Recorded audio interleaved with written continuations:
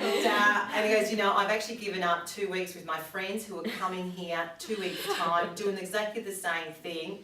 So, Mum, I've done this for you. Oh, thank you so much. And so that was Did Mum pay that? Yeah, of course Mum paid. Yeah. And Maddie goes, Mum, I'm here for another 45 years. Don't worry about it. Matthew's awake though. Okay. All right. So how do we process information? How do we see the world? What makes us unique?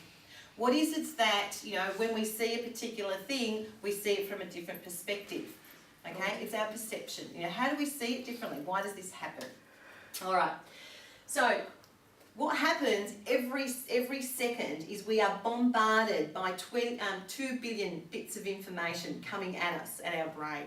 However, we don't take all that in, otherwise our brain will freeze. So what it does, it has like an external event which we take in through all our senses, smell, eyes, ears, and we feel it. And it comes into our brain. And what that does then is it deletes, distorts and generalises information so it becomes familiar to us, okay? So when we see something and you've seen it for the very first time, you sometimes don't take any notice of it, or you don't even know what it is, or you go, what the, right? Because your brain does not know what it is.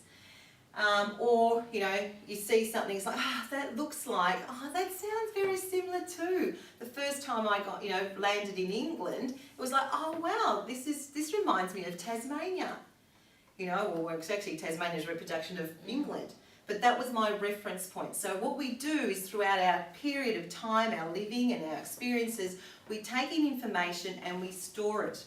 And the information that we keep in our memory bank is generally one that's connected to an emotion, whether it's good, bad, joy. Okay, the really intense emotions are the things that we remember the most. Okay, and we call upon those on every experience. And that's what we compare it to. Now, when it gets deleted, distorted, okay, it does that through a whole number of different things. And the first thing it goes through is our values. Okay, how does that fit with me? Is that important to me? Is that right or is that wrong, or is that good or is that bad? We sort of, we judge that information. So based on our values, and our values are it's our internal compass. We live by our values subconsciously. We live 95% of our time in our subconscious. Right, we do things because we do them subconsciously. Okay, it's only 5% of the time is in our conscious awareness. Okay, so it's just like, when you get in the car, it's a perfect example. You just drive subconsciously, right? But at first, when you learnt that new activity, it was very conscious. The mirror, this, that, the gear stick, if I got the shoes on, all that sort of stuff. So that's conscious awareness, knowing what you're doing, and subconscious, you just go with the flow and you just do the things you do. And next is our beliefs. Believing that I can do this, I can't do this, this is right, this is wrong, so we all have it. And for me, I had a really, a limiting belief of we can't have 2 successful people in the household.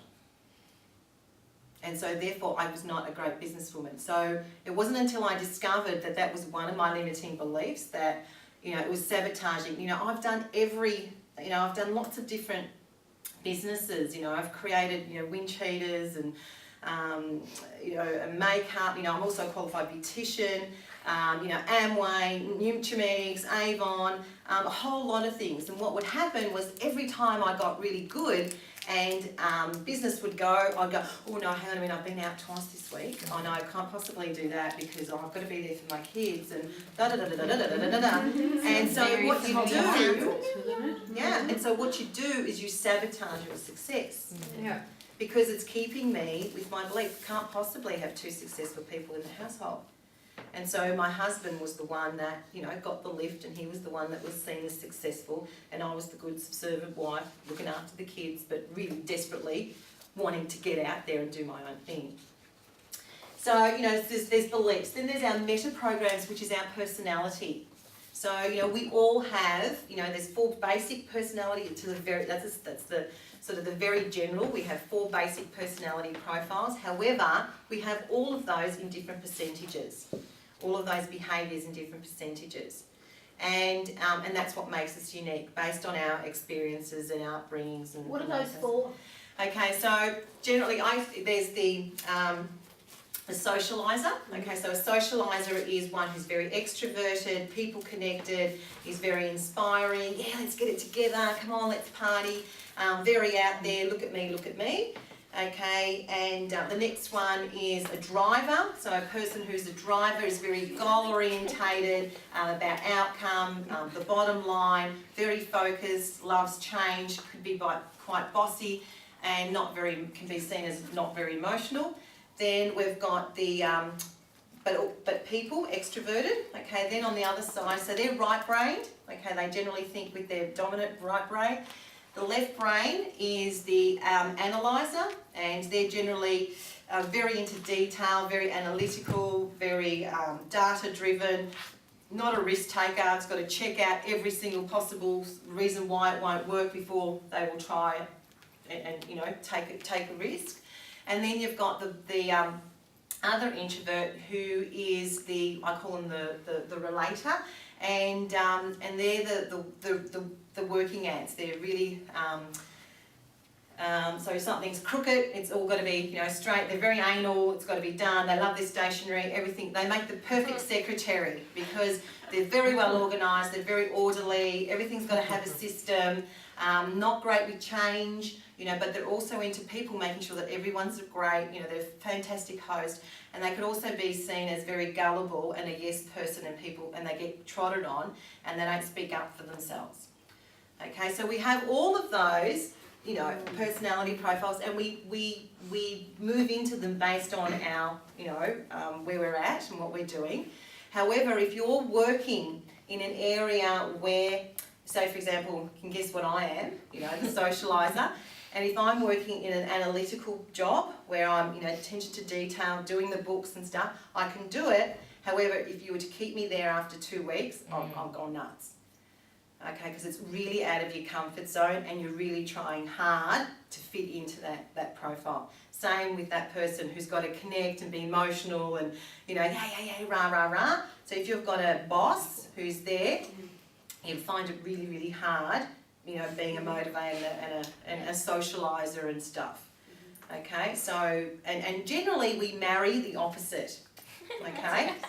And we generally marry the opposite because opposites attract, they fill the void for you, okay? So they have what you don't, that's fantastic. However, after a while, they really start to annoy you. Yeah. And that's where you need to... It's called year 2 of marriage. Yeah, so that's where you really need to get into, okay, we need to look at some ways of... You need to be more emotionally connected, and I need to be a little bit more strategic and not, you know, give you the story, just get to the chase, right? So understanding how all that works. All right, so you've got your attitudes, you know, the positive, the negative attitude, the will-do attitude, like can't be bothered attitude. I'm sorry, I'm rushing through this. Memories, you know, so memories, past memories, which create us huge blockages and pain, don't go there. The language that we use, you know, moving away, moving towards language, you know, the victim mentality comes, you know, that's when you hear someone speaking, I get where they're coming from. And the decisions that we make, and also, you know, the context, time, and whatever. So that, okay, is our filter system. So every information that comes in, it goes through that filter system, and it's chunked down into small bits of information. Small bits of information, 7 plus or minus 2. Or 134 bits. Now what that actually means is, a perfect example of that is, you know, when we chunk our phone number into 3 digits so we can remember how many digits are the 3, 6, 10 or whatever it is. Okay, so if I was to give you 10 numbers, you'd probably remember the max would be 7 if you're really, really great at memory. Okay, yeah, so if you're really, really great, but if you're, so what we do is we chunk it into groups of 3 so we remember, you know, more information. So when you're giving your kids information, 3's max, okay? Generally 1 or 2. Go and get your shoes, they're near the door, right? Go get your shoes, then get dressed, don't forget your bag and don't forget to brush your teeth. And he's like, right? What'd you say? Right, so it's like, give them small and information because they can't remember all of it. All right, so information comes in and we then interpret that and you've made it mean something, right? You're supposed to meet a friend for dinner, okay? Your friend has not arrived. So the event is your friend has not arrived. You made it mean, how dare she? Da, da, da, da, da, da, da. And you have added all this other extra stuff based on your value of respect, time, your belief that she's not a good friend, and your thoughts and your negative beliefs, and everything comes up to the surface. Your memory of the last time she did That's exactly right. The last time she did that, you know, how dare she have disrespectful. That's 35 times she's done it. Yeah. Exactly. So So, don't write her off this time. so the event was she's just late. Okay, we have now added all this stuff. Okay, we've But she's now, late all the time. well, She got stuck in. but that's past Yeah, 20 experience. Yeah? minutes on the dot. Yeah. It's after 20 minutes late, then she's late. That's right. So it's about, okay, I've now given this meaning, now I am livid. Okay, so that meaning has now created a feeling in me, right? And that feeling is, you know, right? It's not good enough, you know, and so you're, you know, steaming, and then that has now created some energy inside of you. Okay, so that's now created some energy, and then that energy creates a behaviour that the people see on the outside. So that is the stuff that's on the outside, but everything else is going on inside our head. Okay, we create that story, we create that feeling. Yes? Okay, and what people see is that, right? Is that on the outside, going, freaking last time I'm waiting for, and then their end of friendship. Okay, and meanwhile she's gone, oh, you want to go, I've had an accident, and you think, oh, bitch. You now create another meaning. How, you know, then you start beating yourself up. How thoughtless, what an inconsistent friend I was, and I didn't even think to ring her, and it was all about me. You know, and as we start beating ourselves up, we've now created another meaning. Okay, another feeling, and all the rest of it. So what happens is that everything is energy, and our brain works with electrical impulses, okay, and they then release a chemical which gives us a feeling, and based on our feelings are our actions, why we do the things that we do and don't do. Has that been simple? Yeah. Okay, so what I'm going to get you to do now is just to experience this, is for yourself, because I'm an experiential teacher, love to put things into practice. I want you to, the word dog, okay, so just think of a dog. Okay, the image of a dog. And then get connected to a feeling that comes with that dog. What sort of dog are you seeing? Who are you seeing? I'm seeing one of my Rottweilers. Okay, and how are you feeling? How does that dog make you feel? Well, because they've been barking a lot in the middle of the night. Yes. I'm really pissed off. You're feeling pissed off. I want to kill them. Or open the gate. Okay, so you're like, Open the gate. okay, so all I've said is a word, okay, and our mind gives you the word, okay, but then we think in pictures, we see in pictures, we don't see words, okay, so the language creates the image, all right, and the image then creates that whole sequence of events. Suzette, what did you think when I said dog? The dog that I met at this place just a couple of days ago, and as soon as I walked in the door, I was trying to talk to the guy, and his dog kept jumping up on me, and in my head I'm going, if you don't get that dog away from me, I'm going to kick the fuck out of it. And he's every so often going, get down, Molly, get down. I tell Molly to get lost. Yeah, So dog meant annoying. That's exactly right, and so, you know, and so Exactly we like that. yeah. I didn't go cute then. And so who actually thought, oh, dog, because they've got a beautiful dog and it's loving. No. Yeah, okay. So for me, you know, two people, you know, you're in the park and there's a dog off the lead, I'd go, right? And my friend would go, oh, Yeah. right? Yeah. And, you know, and the reason is memory bank, when I was a little girl, I went to pick up my ball and the dog bit me in the back. Yeah. And I've got scars. Okay, so now it's like, I have got over it because I've had dogs and stuff, okay, but strange dogs, it's like first. Whereas a person who's had positive reactions, great memories, has dogs or is a breeder or whatever, are just love, affection, a different reaction. Okay, and again, different energy. I'm sitting there, you're in that state of just love, peace. And for example, someone who's enlightened. What do you mean your numbers?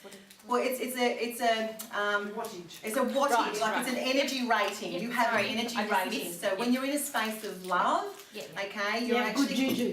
you're actually producing, energy out into the world, and it has an impact on your children and everybody else. Okay, so someone who's enlightened has an energy rating of like 700, Yeah. and so we are all connected. We are one. When you go down to that metaphysical level, okay, and that's how the law of the universe works. So when I was talking about the parking angel, okay, it's about creating things in the atmosphere and drawing those things towards you. So having the intention, being very clear of what you want, okay, and being in that space of high resonation and attracting those things to you. When you're in that space, those great things come to you faster, okay? And it is about having a visual representation, and so that's where the vision board comes in. All right, so not only about goal setting, so goal setting, what that does is it activates the reticular activating system in your brain, which is called the RAS, okay, and what that does, that acts like a honing device of bringing that thing towards you. So it's like